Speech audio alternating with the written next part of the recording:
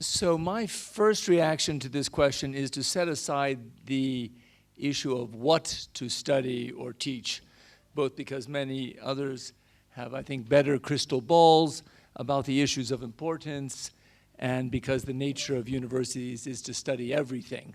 So what subjects are of interest will depend on place and opportunities in the 21st century. There are plenty of opportunities for Catholic perspectives in every discipline: environmental studies, ethics, sociology, technology, economics, arts. The right answer, of course, is to teach everything and to teach it in an integrated way. But rather than what universities should think or study, I would rather focus this morning on how to unite these many disciplines into a unity, especially how Catholic universities could act in society and how to manage themselves, what spirit they should have. And so I'll begin with 4 problems or challenges. And since this panel is called merely to propose an agenda, it will suffice to present the challenges and to put them on the agenda, and then you can propose the solutions. So the 4 problems I want to begin with are ones which have biblical names and terms, but I'll give you an overview of them first in management vocabulary. So mission, brand, professionalization, professional management, and business model. These are common problems, so nothing surprising. But in the case of Catholic universities, they are sometimes systemic and certainly very frequent, and that is a concern. So first, mission. It's often not clear why Catholic universities exist, what the distinctive is, not sharing the gospel transformative elements. Why this is, it can be because, as Patrick said yesterday, people stop believing that religious belief was a kind of knowledge, maybe a loss of understanding what a university is, what teaching is, as I think Jim's been saying, that how to teach is important, being an anti-demagogue, that a teacher is a person modeling to students what it means to be a person. So this category I would call in biblical language, what happens if the salt loses its seasoning? What is its value? Often there seems no Catholic alternative, to use yesterday's phrase. High schools, Catholic high schools seem to know their purpose. Catholic universities and non-Catholic universities often less so. So this first challenge is the challenge of being distinctive, how to stay salty. Second, brand. So, why have Catholic universities lost their flavor? Is it because they want to be respected? Are they afraid of the name? Is it because of name problems? In the U.S., I'm not often actually in the United States, but I found out a couple years ago that Catholic means pedophilia. Catholic means actually low moral values to many people. Internationally, Ireland, there's the Magdalene laundries, or some places Catholicism means some historical relic. Other countries, Catholic education means elitist. Etymologically, Catholic is a great name, but the challenge of maintaining that holy name, to use the phrase often in the Hebrew Scriptures, or the name of Jesus, at which every knee shall bend. This loss of brand, there's a problem for Catholic universities in a larger ecosystem where Catholic is at risk somehow. And why is that? Maybe that leads us to our third topic. Why is the Catholic name at risk?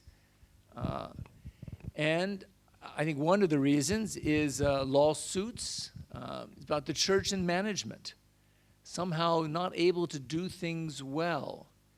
Priests are not ready to handle big financial matters. Small orders of nuns are running large hospital chains that they weren't really prepared for. There's a loss of effectiveness. The Catholic brand has been damaged, not by loss of ideas, but by method, something about management and systems.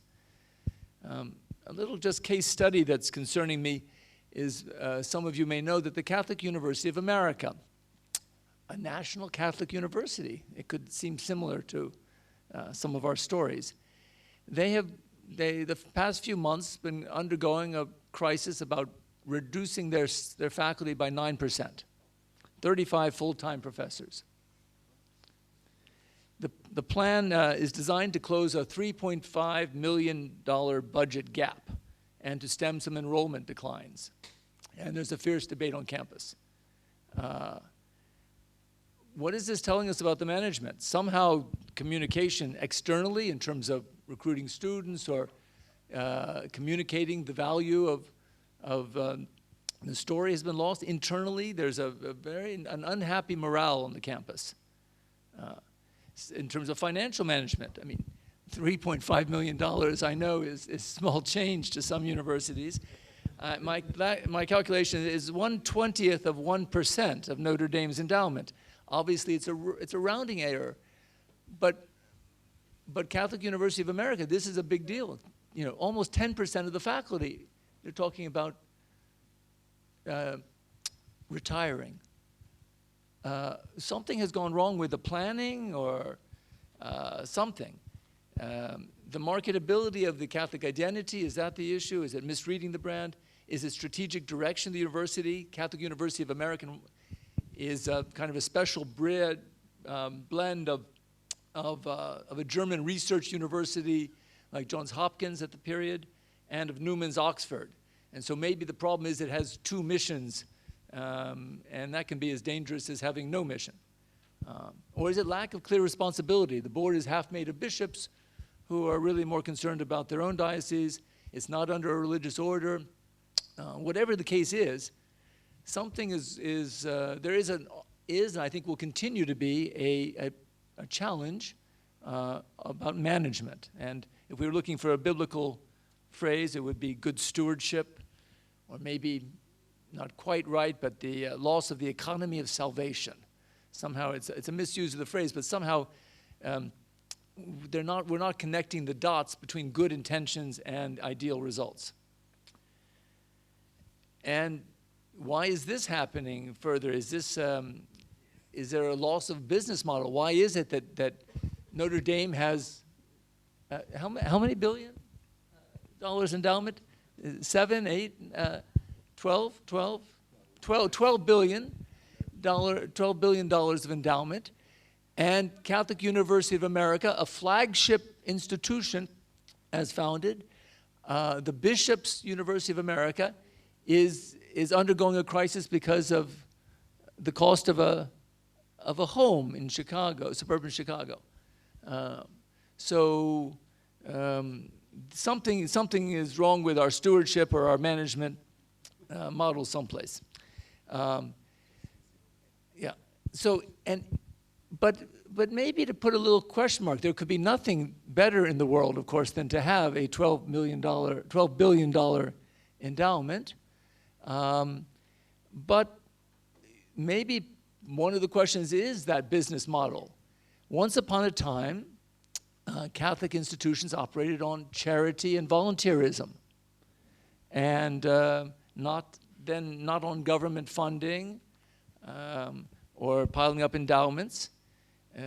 Can it handle this financial independence from the state?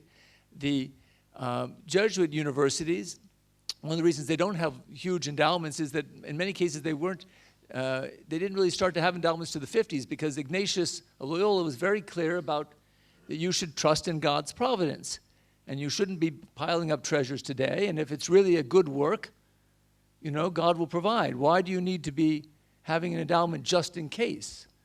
Don't you have God just in case?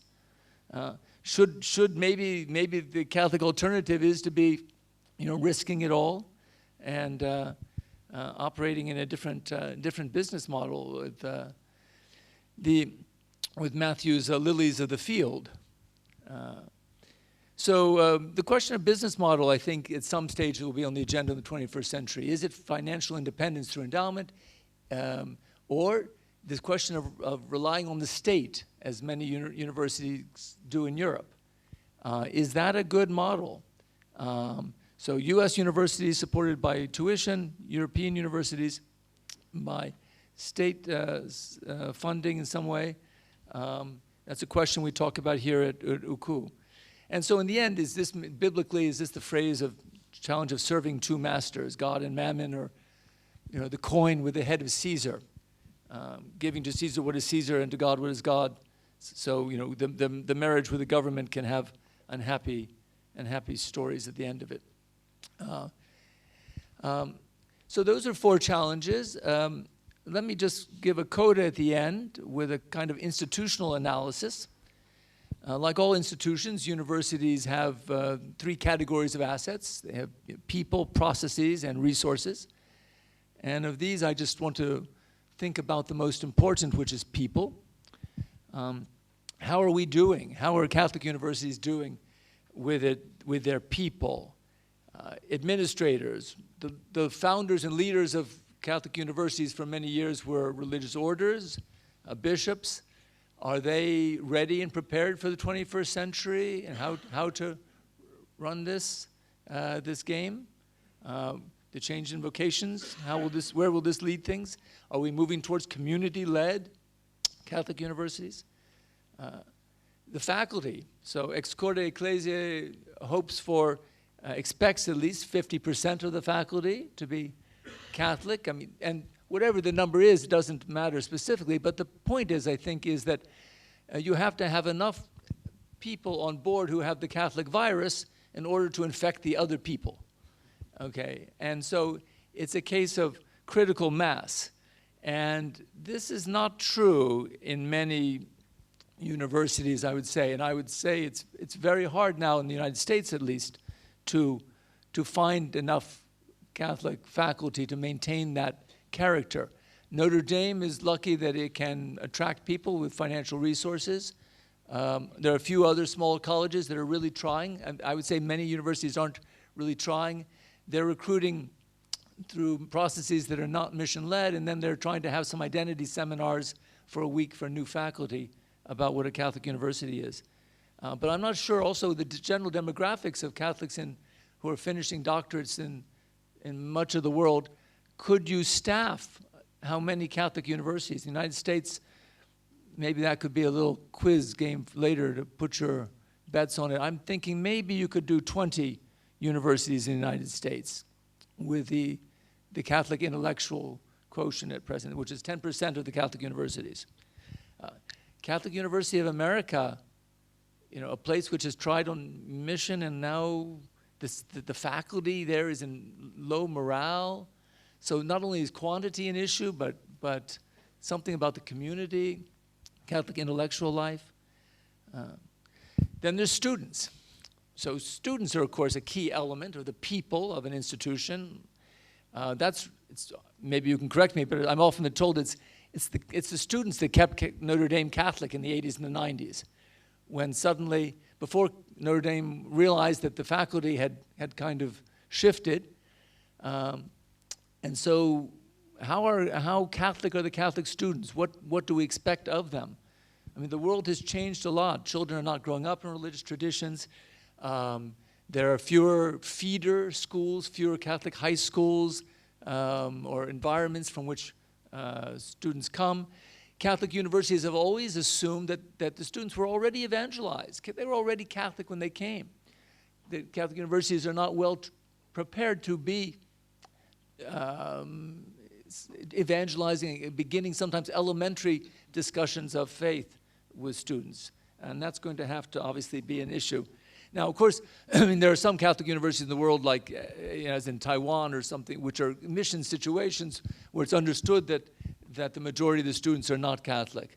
But in places where Catholics are expected to be a major part of the Catholic university, understanding the nature of Catholic students will have to change.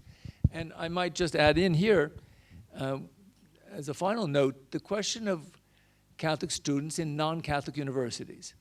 So if I were to ask you, those of you from the United States, 1900, the largest Catholic universities in America were, and my provocative answer is, Columbia and the University of Minnesota.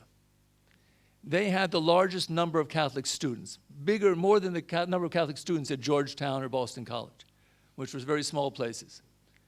Okay, so that in terms of the church educating its faithful,